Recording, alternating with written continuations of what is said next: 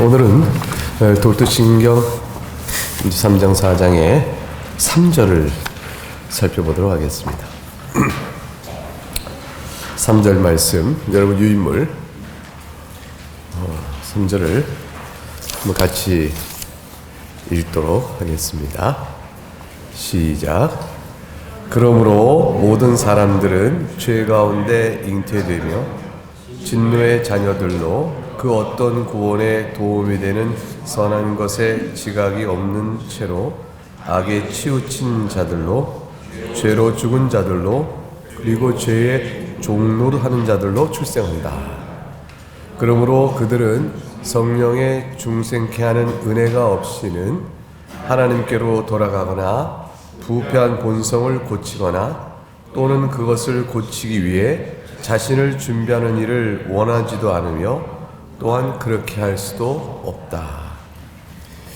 네, 이 3절 말씀은 아담과 하와가 타락한 이후에 인간이 죄 중에 출생함으로 어떠한 사람들이 되느냐. 그러니까 이제 그 기독교적 인간관이죠. 성경적 인간관에 비춘 일반인들, 자연인들은 자신의 구원과 관련해서 또 영적인 선한 일과 관련해서 어떤 상태에 있으며 어느 정도의 능력을 갖고 있는 것인가, 이 질문에 대한 3절의 명료한 답이 나옵니다. 그러므로라고 했어요. 그러므로는 그 1절과 2절의 내용을 받고 있는 거죠. 특별히 2절 근접절을 보게 되면 아담과 하와가 타락한 이후에 자신과 똑같은 부패한 자녀를 낳는다 그랬어요. 부패한 자로서 부패한 자들 낳을 것이라. 그 이름으로 이렇게 되는 거죠. 그러니까 그러므로 모든 사람들은 다 잉태되어도 죄 가운데 잉태한다. 이 죄 가운데라는 말은 결국은 뭐와 비교가 되냐면 아담이 최초로 하나님께서 만들어졌을 때 상태와 비교가 됩니다. 아담이 처음 하나님께 만들었을 때는 1절에 뭐라고 되어 있어요? 하나님의 형상으로 창조됐다. 그래서 특별히 그의 지성 안에는 하나님과 영적 사실에 관한 구원론적 지식이 있었고, 의지와 마음에는 의로움이 있었고 옳은 것을 선택해 나가는 것이죠. 그 다음에 그의 정서 안에는 순교를 기뻐하는 게 있었다. 그거가 딱 대조가 되어줍니다. 죄 가운데 잉태했다는 죄의 상태의 모습이. 그런 부패한 상태에서 잉태가 되어줌으로 나타난 결과는, 이 아이는, 모든 인류의 아이는요, 하나님의 진노의 대상이에요. 나면서부터는. 그러니까 자연인 상태로는 진노의 자녀일 수밖에 없습니다. 이 진노의 자녀가 아닐 수 있는 한 가지 가능성이 어디 있냐면, 사람에게 있느냐 하나님에게 있느냐, 요 차이를 설명해 나가는 거예요. 그러니까 아담의 생육에 의하여 탄생하는 모든 사람은 다 부패한 자요 하나님의 진노의 자녀들이므로 그래서 그 사이에 자연인으로서는, 그러한 상태의 사람으로서는 이런 말이 이제 붙어 있는 거예요. 거기에 지금 여기는 기록은 없죠. 근데 개념적으로 그걸 의식하면 돼요. 근데 그 어떤 구원에 도움이 되는 선한 것에 지각이 없다. 지각적인 측면이에요. 구원에 도움이 되는 선한 것에 지각이 없다. 그럼 이거는 1절에서 그의 첫 줄에 정신 안에 돼 있었죠. 정신은 이제 마인드예요. 이게 영어로 따지면. 이 라틴은 멘테인데, 이 지성이라고 보시면 돼요. 지성 안에 창조주와 영적 사실에 참되고 구원에 관한 지식이 있었다 그랬어요. 그런데 3절에 가게 되니까 그 어떤 구원에 도움이 되는 선한 것은 지각이 없다. 그러니까 깨달음이 없고 지식이 없는 거죠. 정반대의 결과가 나오게 된 거예요. 그런 상태로 있고, 그러니까 어둠과 빛이 딱 대조가 되고 있죠. 근데 악에 치우친 자가 되었다. 악에 치우친 자라는 것은 악을 선택하고 악에게 이끌리는 거죠. 그래서 정서적이며 그 다음에 의지적인 것이 합쳐져 있는 개념이에요. 그래서 마음에 원하는 것이 악을 향해 성향적으로 끌려가고 마음의 성향이 악을 향해 가고 따라 선택도 악을 선택한다 이렇게 돼 있어요. 그러니 지각이 없어 깨닫지 못함으로 그가 선택하는 것은 악의 중심입니다. 이 악이란 말은 앞에 있는 나온 말과 대조가 되는 걸 생각해 보세요. 어떤 구원에 도움이 된 선과 비교해 보세요. 이 악은 우리가 생각할 때 그렇게 악이라고까지 할 거 있나 이렇게 생각할 수 있습니다. 보통의 사람들이 살아가는 그냥 자연스러운 생활의 모습들을 이걸 악이라고 할 수 있나 그냥 선악도 아닌 평범한 그런 것이지 이렇게 생각할 수 있는데 그렇죠. 우리가 이제 밥을 먹고 노동을 하고 일상을 생활하는 모든 일 자체를 선악간에 판단하기 어렵죠. 도덕 영역이 있고 일반 생활 영역이 있는 거죠. 도덕적으로 판단할 수 없는 것들이 있어요. 밥 먹는 걸 도덕적으로 판단하겠어요? 그런데 하나 그 인생의 목적과 부름 그리고 창조주를 기억하지 않는 생활 자체 전체는 근본적으로 악이 되어져요. 하나님 앞에 서 있지 않기 때문에 하나님과의 관계적 측면에서 보는 겁니다. 그러니까 하나님과의 관계성 측면에서 하나님을 외면하거나 잊어버리거나 하나님이 목적이 되지 않거나 하나님을 향해 나가지 아니하면 그건 피조물로서 사실 이게 악이 되어집니다. 존재 자체가 하나님의 영광을 위해 지으심 받은 자들이기 때문에 그가 먹을 때나 입을 때나 무엇을 하든지 주의 영광을 생각하라 이렇게 되어 있습니다. 그 부분에 있어서 이미 악에 치우친 거죠. 그러니까 이것은 그런 의미에서 보게 되면 선이 없으면 악이 되어져요. 선과 악이란 것은 악은 실체는 아니죠. 선한 것이 없으면 결국 악이 되어지는데 이 악은 하나님과 관계의 방향성 문제이면서 동시에 그 하나님과 방향성 문제 안에서 하나님을 목적으로 삼는 선한 일들이 없으면 그건 악이 되는 거예요. 그러니까 모든 일체의 행위가 다 그렇습니다. 만약에 종교성이 뛰어난 사람이 있어서 하나님을 막 입이 부르는데 그가 하나님을 목적하지 않으면 그게 악이 돼요. 종교 악이 되는 것이죠. 그가 어떤 일을 남을 돕는 일을 많이 하는데 그 모든 일을 통하여 하나님께 영광을 돌리지 아니하고 하나님의 복음사에게 회방이 되게 되면 그 악이 되어져요. 그러니까 악은 항상 실체는 아니고 하나님과 관계 안에서 판단되는 것들입니다. 근데 거기에 치우쳐졌어요. 그러니까 근본적으로 마음의 영적 선을 구하지 아니하므로 그가 하나님을 외면하고 떠난 자로 치우쳐져 있다. 그러니까 그들은 왜 그렇게 된 그런 상태를 성경이 뭐라고 하냐면 죽은 자라고 합니다. 죽은 자다. 하나님은 생명이시니까 하나님에게 떠나 있는 자는 죽은 자예요. 근데 죽은 이유가 뭐냐? 일단 죄에 죽었다. 이렇게 죄에 죽은 자라. 죄를 설명합니다. 죄가 죽음의 원인이 되어지고 죄의 상태 자체가 죽음의 상태와 같다 하는 것도 되어집니다. 죄의 죽은 자들이다. 그리고 그렇기 때문에 죄의 죽은 자란 증거가 나타나는데 그게 뭐냐면 죄의 종로로 타는 것입니다. 그러니까 죄의 죽은 자라는 그 증상이 무엇으로 드러납니까? 그러면 죄의 종로로 타는 것으로 드러납니다. 그럼 반대로 해보십시다.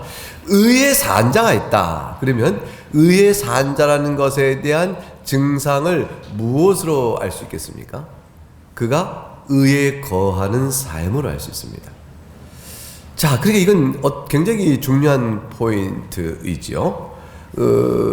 우리 안에 성령의 역사로 말미암아 성령께서 우리를 가르치고 이끄시는 의의 열매들이 나타나고 있다면 그것은 내가 죽은 자가 아니요 산 자임을 말해주는 증거들이 되어집니다.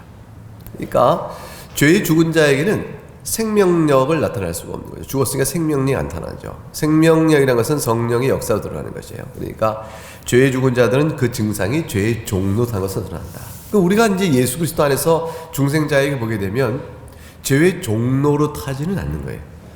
죄에 미끌려 빠질 수도 있지만 종로로 타는 것은 뭐냐면 묶여 매어서 거슬려 싸울 수 있는 가능성과 능력 자체가 없게 되어질 것이죠. 그런 일은 없다. 신자는 결국 싸웁니다. 그래서 싸움에 부름 앞에 있고 그리고 싸워서 이기는 일이 있게 되어지고 마침내 이기죠. 결국은 신자는 근본적으로 죄에 굴복되거나 죄에 완전히 잡혀서 죄에 끌려가진 않고 죄와 싸워 이겨가는 일을 되게 됩니다. 왜 그러냐면 이 승리는 이미 약속된 승리와 보장된 승리 안에서 싸우는 전투거든요. 그래서 패배도 있고 낙심도 있고 실패도 있고 곁길 가는 일도 있지만 그 모든 것들이 최종적이고 완전한 상태가 아니고 그렇게 빠지지 않고 다 불로 다시 나오게 되어집니다. 그러니까 다시 일어나는 거죠. 다시 일어나는 거예요. 글쎄요, 오뚜기죠. 오뚜기. 이제 오뚜기를 살살 넘어뜨리면 오뚜기는 살살 일어나죠. 근데 세게 넘어뜨리면 세게 일어납니다. 그게 참 재밌어요. 그래서 이렇게 툭 쳤더니 쓰러져요. 그래서 또 일어나니까 화가 나죠. 또 일어나네. 이게 하고 더 세게 치면 더 세게 더 빨리 일어나요. 그렇죠. 그 오뚜기는 우리를 오뚜기를 넘어뜨리는 자요, 미련한 자죠. 이게 이 성령 안에 있는 그 그리스도인은 마귀가 넘어뜨리려고 해요. 여러 가지 방법으로 넘어뜨립니다. 넘어져요. 그러나 또 일어납니다. 넘어지는데 일어나요. 이게 이제 성령 안에 있는 그리스도인들의, 그래서 이 모습이고, 그런 일어나기 때문에 결국 승리는 누가 하는 거죠? 일어난 오뚜기가 결국 일어나듯이 성령 안에 있는 그리스도인이 승리합니다. 그래서 죄의 종노릇하여 완전히 지지 않는다, 이렇게 되어 있어요. 이것이 그리스도의 모습이고, 제가 이제 이 부분을 설명할 때 아이들이 이해하기 쉽게 잘 쓴 것 중에 이제 용수철 늘어진 거 있잖아요. 이제 용수철을 잡아 쫙 당겨요. 그러면 탁 놓으면 탕 다시 돌아오거든요. 근데 이게 많이 늘려서 탄성 계수라고 그러잖아요. 탄성치를 넘어가면 나도 늘어져서 안 돌아오지 않습니까? 성령의 붙드심은 아무리 늘어나도 다시 돌아오게 하시는 힘이 있으신 거예요. 그래서 성도에게는 아무리 늘어나 있어도 하나님께서 반드시 잡아당기시는 힘이 있습니다. 이게 돌아옵니다. 이게 성령의 탄성계수, 성령의 복원력, 이거는 무궁한 거죠. 완전한 것이에요. 그래서 성도는 완전히 늘어졌으니까 용수철을 100m 늘려보세요. 그럼 끝난 거 아닙니까? 이 용수철이 뭐 10m 늘어나면 다시 못 돌아오는데 100m까지 갖다 쳐봐요. 그러면 이제 이건 완전히 버림받은 건데, 근데 거기도 주수수수 하고 다시 돌아오는 일이 벌어져요. 마귀가 전율할 정도로 이렇게 하더라도 하나님께서는 불러내시고 자기 택한 자를 안 버리시거든요. 근데 이게 뭐냐면 산자의 생명력을 주셔서 그러시는 겁니다. 그러니까 사람 볼 때는 이렇게 탁 붙어있는 사람들은 열매가 많고 늘어진 사람은 열매가 없어 보이잖아요. 그래서 많이 늘어져 있으면 이건 버림받은 자예요, 사람 볼 때는. 그래서 우리는 그렇게 봐요. 근데 회개 역사 주 안에 이루어지면 저 멀리서 돌아옵니다. 누구라도 돌아오는 거예요. 그래서 하나님께서 은혜 주셔서 생명 얻어 구원할 자 중에 불가능한 자가 없는 겁니다. 이게 하나님 은혜예요. 은혜입니다. 그래서 죄의 죽은 자가 아니고 살리시니까. 근본적으로 다릅니다. 하나님의 은혜가 주어진 자와 성령 안에 그렇지 못한 자의 차이가 있는 거죠. 그렇지 못한 자는 막 붙어있는 것 같이 아무리 그래도 사실은 용수철과 모양은 붙어있는 것 같지만 탄성적으로 연결되어 있지 않은 거예요. 전혀 아닌 거죠. 그래서 죄의 종로서 출생한다. 그래서 그 마음에 주인이 누구냐? 종이니까 주인이 있을 거 아니에요. 죄의 종로니까 주인은 죄가 되죠. 죄의 세력, 죄 자체가 주인이 되고 거기에 끌려갑니다. 어떻게 죄가 주인이 되느냐? 죄의 원리가 주인이 되는 거예요. 죄의 원리를 누가 주장하느냐? 죄의 원리를 주장하는 여러 세력이 있는데, 하나는 악한 영이요, 내 마음에 부패한 욕정이요, 그 다음에 세상의 위협과 유혹이죠. 이런 것들이 역사하여 죄의 원리로 나한테 작용하니까 그걸 주인 삼아 종노릇하며 살아갑니다. 그게 주인이 바뀌어야 되는 것이죠. 바뀌어야 되는 거죠. 그러니까 주인이 바뀌는 일은 뭐냐면 하나님을 주인으로 섬기는 것이죠. 하나님을 주인으로 섬기는 상태가 되지 않으면 하나님의 죄의 종로로 살 수밖에 없어요. 죄의 원리가 죄와 사망의 법이 주인이 되어지고 생명과 성령의 법이 주인되지 못합니다. 생명과 성령의 법이 주인되어지면 생명과 성령의 법이 원리가 되어져서 나를 이끌어갑니다. 그 생명과 성령의 법이 원리가 되어 힘이 되어 나를 이끌어가는 이 일들은 하나님을 주인으로 섬기게 되어 있어요. 예수 그리스도를 주인으로 섬기게 되어 있어요. 성령의 인도함 따라 살게 되어 있습니다. 이렇게 되어 있죠.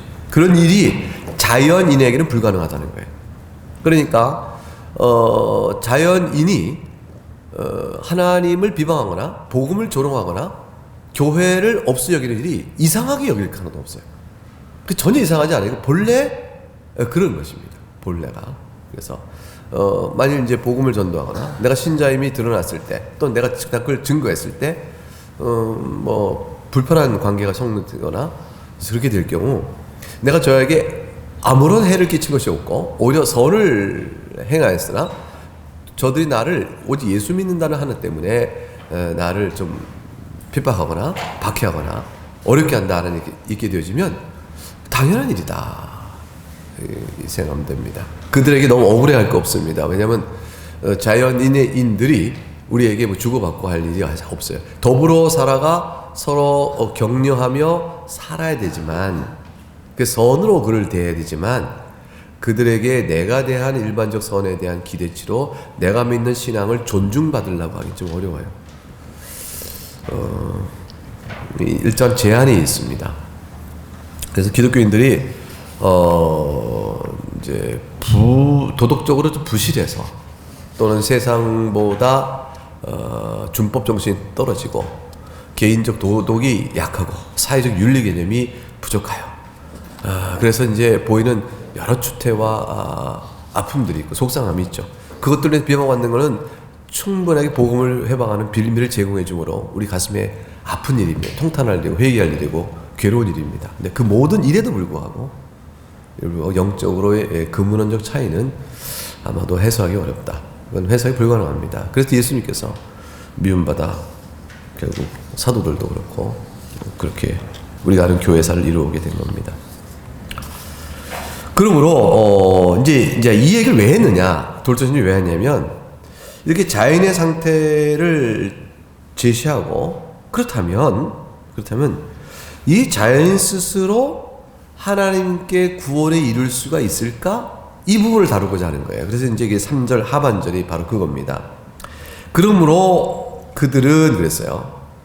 이러하니 이들은, 즉 자연인은 어떻게 해야 하나님께 돌아갈 수 있고, 그 밑에 쭉 보세요. 어떻게 해야 부패한 본성을 고칠 수 있고, 어떻게 해야 그걸 고치기 위해 준비되는 일을 할 수도 있을까? 어떻게 해야? 이거 어떻게 해야 이런 일이 있을 수 있을까? 그러니까 하나님께 돌아가야 구원을 받잖아요. 부패한 본성을 고쳐야 죄악을 양산해가는 일들에 대하여 아니요 할 수 있고, 죄의 종로도 안 할 수 있잖아요. 이거 고쳐야겠는데, 그러면 우리가 직접 하나님께 돌아가거나 부패한 본성을 고치지는 못해도 최소한 이렇게 할 수 있도록 준비하는 것은 우리가 할 수 있어야 되겠는데, 준비라도. 이 세 가지 관점 보세요. 하나님께 돌아가는 것, 부패한 본성을 고치는 것, 이거는 이제 목적이에요.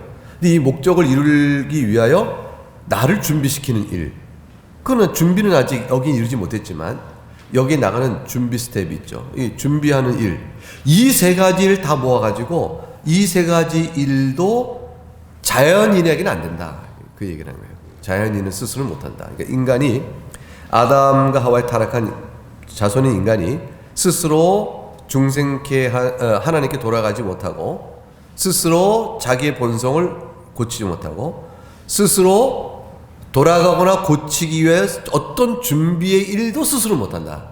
이 세 가지를 이렇게 지적을 해놨습니다. 왜 세 가지를 이렇게 꼽아서 지적해놨을까요? 된다고 말하는 사람도 있어서 그런 거예요.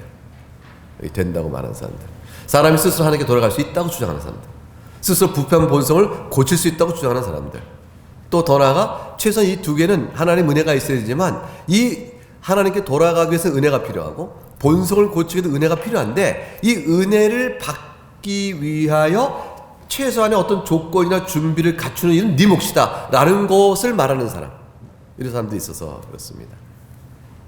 자, 그렇게 이런 거죠. 어떤 사람이 이제 그 빚이 많아요.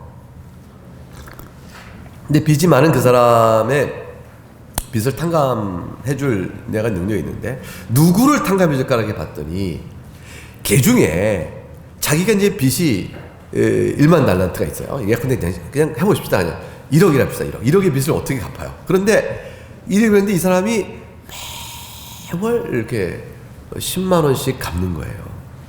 10만 원씩 갚아서 언제 1억을 갚을지 모르겠는데 그 10만 원씩을 갚는 사람이 있고 한 사람은 1억을 빚지니까 이건 평생 못 갚는다 하고 아예 안 갚는 거예요. 그러면 누구의 빚을 탕감해 줄까? 내가 은혜를 베풀까 싶었더니 누굴 빚을 탕감해 줄까요? 10만 원씩이라도 갚아가는 사람을 줘야겠다라고 생각하는 거예요.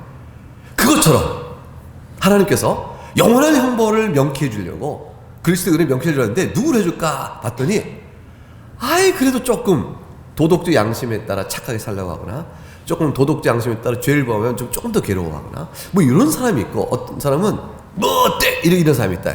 누구를 구원해야 될까요? 조금 착하게 사는. 요거는 이제 자기의 형벌을 갚을 만한 값은 없지만 그 형벌을 받을 만한 준비를 하는 사람이라 봐주는 거와 똑같은 거예요. 이제 그런 사람들. 이렇게 보는 식으로 설명하는 사람들이 있어요. 누가 그럴까요? 로마 캐톨릭이에요. 천주교. 천주교는 이 준비하는 은혜를 굉장히 중요시 여겨요. 여기서 이제 공로 개념이 생기는 거예요. 그래서 이게 스스로 노력하여 자신의 목적을 이루어가는 인간의 자유의지의 가치를 인정해 주는 겁니다. 그러니까 이제 개념이 이렇게 됩니다. 어떤 사람이 이제 아직 죄 중에 있어요. 자연이에요. 자연인데 이 사람이 하나님의 복음을 듣고 어떤 교회가 있음을 보고 아직 복음을 믿거나 교회를 믿지는 않는데 근데 그곳으로 가기 위한 또는 가는 준비라고 볼 수 있는 자기 안에서의 자유 선택에 따른 최소한의 삶을 살아가요. 도덕적 삶을 사는 거죠. 그러면 이런 삶을 사는 자에게 하나님께서 그의 공로, 그렇게 살아가는 자연적인 도덕적 노력, 자기 안에 있는 것을 최선으로 사용하는 그 노력을 가상히 여겨서 하나님께서 이제 은혜를 이렇게 주십니다. 이렇게 설명합니다. 그러니까 이제 처음에 하나님의 은혜를 받는 과정이 자연인 가운데 자기 도덕적 노력이 들어가는 거예요. 그러면 이제 은혜를 주시면 눈이 약간 떠지는 거죠. 떠지면서 교회의 음성을 듣게 돼요. 그리고 하나님을 알게 되고 그래서 하나님을 향하여 자신을 돌이키고 교회가 가르친 것을 내가 믿겠다 생각하고 그래서 죄를 또 미워하는 마음도 생기고 이렇게 해서 하나님께 돌이켜가는 과정 안에 내가 이제 믿나이다 라는 마음까지 생기게 되어져요. 이러한 과정을 겪는 과정은 일단 교회에 들어와 진행하는 과정 속에 있을 수가 있게 되죠. 이런 과정이 일정하게 되어지는 상황이 되어지면 그러면 하나님께서 진짜 은혜를 더 크게 주시는 거예요. 또 하나의 은혜를 크게 주시는데 이 은혜를 받은 사람이 자기의 자유의지로 은혜에 합당한 대로의 삶을 살고 신앙을 고백하러 또 결심을 하면 그게 또 하나님 보실 때 귀해서 하나님이 그거를 큰 공로로 인정해 주신다 이렇게 얘기해요.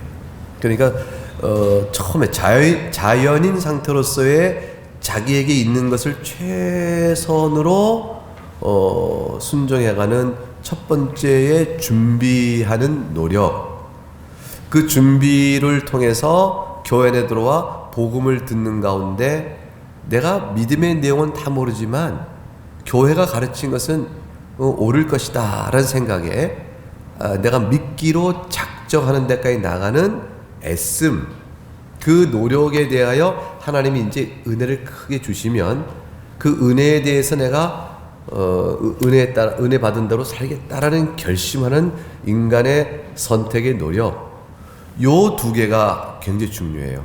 이렇게 되어지면 이렇게까지 된 사람은 세례를 받고 세례 받으면 하나님의 이제 자녀로 들어오게 되면서 영원한 형벌은 면제받는 겁니다. 나머지는 이제 살면서 지은 자기 죄값만 치르면 돼요. 살면서 자기 지은 죄값은 이제 뭐 공로로 갚거나 아니면 연옥 가서 갚거나 이렇게 되니까 영원한 형벌은 면제받게 됩니다. 이 두 가지가 있죠. 그래서 이런 개념이 중세 후기부터, 아니 그 이전부터 그랬지만 중세 후기 때 만연해 있었어요. 그러니까 종교개혁 때 이것이 잘못된 걸 이렇게 드러내면서 오늘 요 말씀을 하는 거예요. 하나님께 돌이켜 간다는 것, 사람 스스로가 아니고, 그 다음에 부패한 본성을 거슬린다? 성령의 은혜를 주시면 부패한 본성을 바꿔나간다? 사람의 노력과 형편으로 그걸 바꿔나갈 선택을 한다? 이거 아니고, 아니 준비 자체도 그건 안 된다. 그러면 다 처음부터 끝까지 개혁교회가 성경을 때 확인한 것은 뭐냐면, 처음부터 끝까지 살리시고 생명력을 증가시켜 주는 것, 이게 다 하나님 은혜다. 그러니까 사람 스스로는 못한다, 이 얘기를 하고 싶은 거예요. 이게 사람 편에서 어떤 역할이나 공로나 자기의 어떤 뭐가 있지 않다. 철저히 생명을 주시고 생명이 나타나도록 하는 것도 하나님께서 은혜 주시는 대로 되는 것이다. 그걸 설명하는 거죠. 그래서 오늘 3절에 중간에 첫 번째, 그러므로 성령의 중생케 하는 은혜가 없이는, 요게 핵심이에요. 그 성령의 중생케 하는 은혜가 없이는 말이 없다고 쳐보세요. 그러니까 없이는 그 글의 맨 끝에 원하지도 않으며 할 수 없다, 이렇게 돼 있거든요. 없이는 할 수도 없다. 있어야 한다, 그 말이에요. 그러니까 성령의 중생한 은혜가 있어야 이 일이 되어진다, 이 말이죠. 그러면 성령의 은혜의 중생케 하는 일이 없어도 된다라는 주장이 있는 거예요. 거기에 대해서 없으면 안 된다, 그 주장을 하고 싶은 거예요. 그럼 누가 없어도 된다 그러냐? 이제 거기에 대해서 이제 반발하는 거죠. 하나님께 돌아가는 일, 성령의 중생한 은혜가 있어야 되고, 부패한 본성이 변화되는 새 사람으로 살아가는 일, 성령의 중생한 은혜가 있어야 되고, 그걸 고치기 위한 준비하는 일조차도 성령의 중생하는 일이 있어야 한다. 그래서 시작과 끝이 성령 하나님의 은혜이다, 이것을 설명합니다. 이것은 이제 우리가 생각할 때 성령의 중생케 하는 것은 이제 사람에게 생명을 부어준 거니까. 근데 이거 생각할 때 그러면 우리가 너무 수동적이 되지 않는가? 이제 이런 생각하죠. 우리가 하나님을 사랑하고 부패한 본성을 고치는 일이 내게 있게 하여 주옵소서. 이 일이 어떻게 내게 있겠습니까? 그럴 때 성령이 중생케 하시는 일, 하나님이 하시는 일이 있어야 되니까 하나님처럼 어떻게 좀 해보세요. 나 좀 어떻게 해보시라고요. 난 안 믿어지고요. 넌 뭐 관심 없어요, 하나님께 대해서. 이런 등등의 이제 마음의 반발심, 어떤 저항감, 이런 거 막 이제 갖는 사람들이 있어요. 또 이런 것들을 내내 잘 믿는 것처럼 교회 생활하다가 어깃장을 부리듯 또 그럴 때가 있어요. 또 신자인 줄 알았는데 근데 그냥 퉁퉁퉁 대고 말이죠. 그리고 뭐 괜히 이제 부정을 더 해보고 또 아니라고 말해보고 뻗튀기고, 이게 나 어떻게 믿냐? 갑자기 또 얘가 그렇게 변하고 또 사람이 또 이렇게 변하는 거예요. 그런 사람들이 있을 수가 있습니다. 그리고 이제 하는 말이, 나를 어떻게 좀 해봐라. 하나님께서 하시는 일이라면서요. 저를 어떻게 한번 해보세요. 그리고 하나님께 책임을 전가하는 일이 있죠.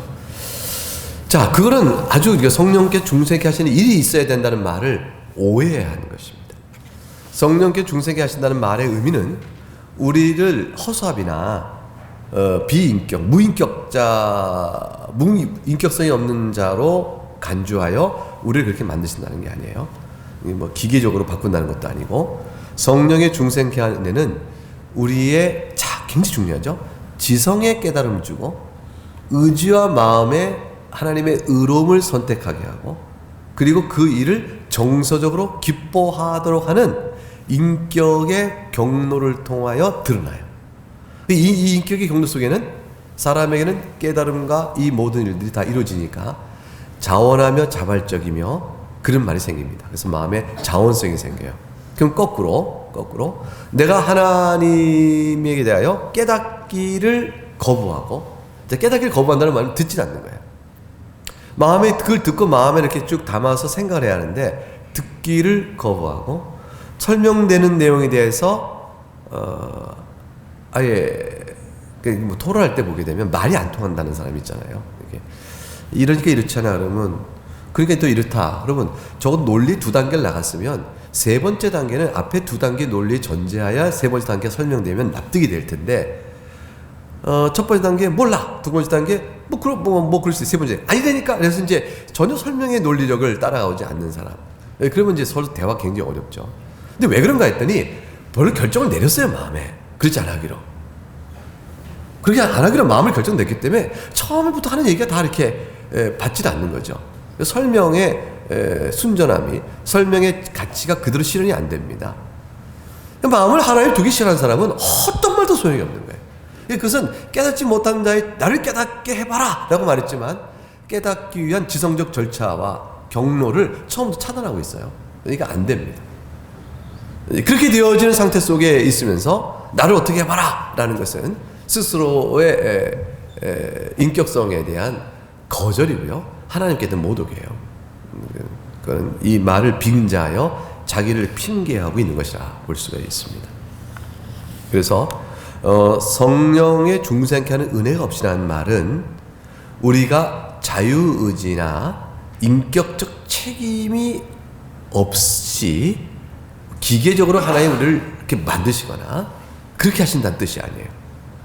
그래서 성령의 중생의 입은 자는 경건으로 믿음으로 부름받는 책임 있는 자원하에 행하는 책임 있는 활동이 요구되고 반대로 성령의 중생의 은혜를 입지 않은 채 죄 가운데 있으면서도 나를 어떻게 해봐라 그렇지 않으니까 그렇다 라는 식으로 뻗팅인 것은 자기 스스로 부패한 본성에 따라 원하여 지은 죄에 대한 책임을 하나님께 전가시킨 것밖에 되지 않습니다.